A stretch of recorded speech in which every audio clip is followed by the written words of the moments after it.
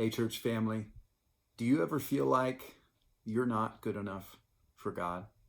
I mean, you know your past, you know your sin, you know your mistakes, you know the stuff you've done, the stuff that's been done to you. And there's a lot of times I know myself, I feel like I'm not worthy of God's love, not worthy of his acceptance, that I've been disqualified because of my mess. And there's a couple scriptures that we read in today's readings that fly in the face of those thoughts and those feelings that we have that we're not good enough for God. The first one we're going to read is from Luke 23, where Jesus is literally on the cross. One of the criminals hanging beside him scoffed, "So you're the Messiah, are you? Prove it by saving yourself and us too while you're at it." But the other criminal protested, "Don't you fear God, even when you've been sentenced to die? We deserve to die for our crimes, but this man hasn't done anything wrong." Then he said, "Jesus, remember me when you come into your kingdom." And Jesus replied, "I assure you, today you will be with me in paradise." There's so much love here.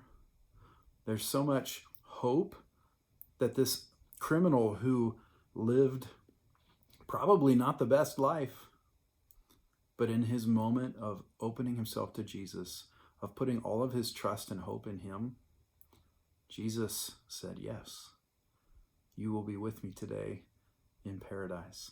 The other one is from Hebrews chapter 10, where the writer says this, "And so, dear brothers and sisters, we can boldly enter heaven's most holy place because of the blood of Jesus. By his death, Jesus opened a new and life-giving way through the curtain into the most holy place.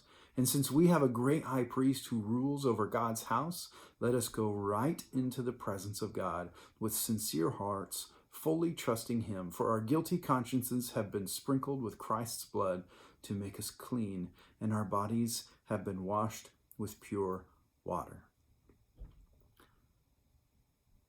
This one's hard to live out because this is the part where we feel like, I'm not good enough. How can I boldly approach God? How can I walk into God's presence with confidence because I know me?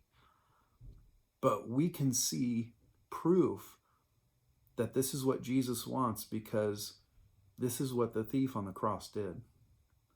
He was able to approach Jesus with boldness and with confidence, not because of how good he was or what he had done, but because of Jesus and because of Jesus' sacrifice on the cross, because of his blood, because of his death, he opened up a new and life-giving way to us.